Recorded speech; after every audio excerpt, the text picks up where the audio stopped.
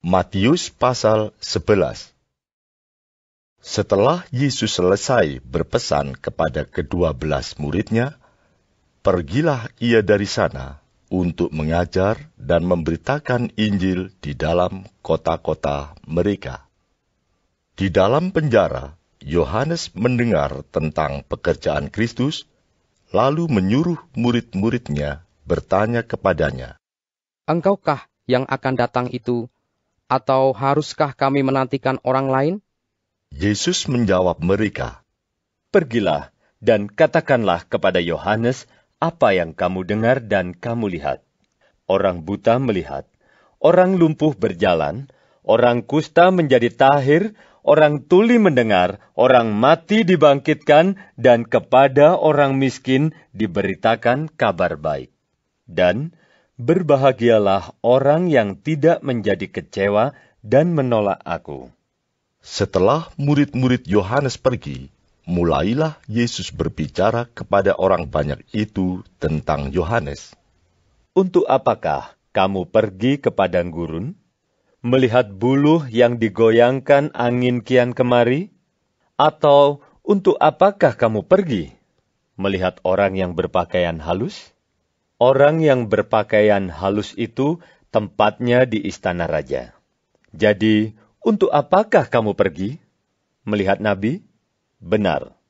Dan aku berkata kepadamu, bahkan lebih daripada nabi, karena tentang dia ada tertulis, 'Lihatlah, aku menyuruh utusanku mendahului engkau. Ia akan mempersiapkan jalanmu di hadapanmu.'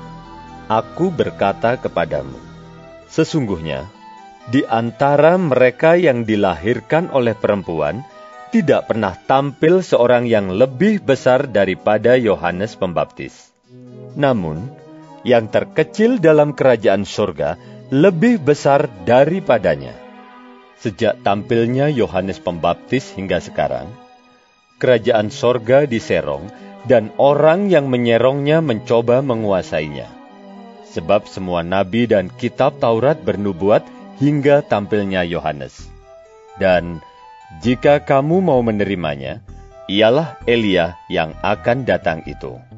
Siapa bertelinga, hendaklah ia mendengar. Dengan apakah akan kuumpamakan angkatan ini? Mereka itu seumpama anak-anak yang duduk di pasar dan berseru kepada teman-temannya, 'Kami meniup seruling bagimu, tetapi kamu tidak menari. Kami menyanyikan kidung duka, tetapi kamu tidak berkabung.' Karena Yohanes datang, ia tidak makan dan tidak minum, dan mereka berkata, 'Ia kerasukan setan.' Kemudian Anak Manusia datang, ia makan dan minum, dan mereka berkata, 'Lihatlah, ia seorang pelahap dan peminum, sahabat pemungut cukai dan orang berdosa.' Tetapi hikmat Allah dibenarkan oleh perbuatannya." Lalu Yesus mulai mengecam kota-kota yang tidak bertobat, sekalipun di situ ia paling banyak melakukan mujizat-mujizatnya. "Celakalah engkau, Khorazim! Celakalah engkau, Betsaida! Karena jika di Tirus dan di Sidon terjadi mujizat-mujizat yang telah terjadi di tengah-tengah kamu, sudah lama mereka bertobat dan berkabung. Tetapi aku berkata kepadamu, pada hari penghakiman, tanggungan Tirus dan Sidon akan lebih ringan daripada tanggunganmu. Dan engkau, Kapernaum, apakah engkau akan dinaikkan sampai ke langit? Tidak. Engkau akan diturunkan sampai ke dunia orang mati. Karena jika di Sodom terjadi mujizat-mujizat yang telah terjadi di tengah-tengah kamu, kota itu tentu masih berdiri sampai hari ini. Tetapi aku berkata kepadamu, pada hari penghakiman, tanggungan negeri Sodom akan lebih ringan daripada tanggunganmu."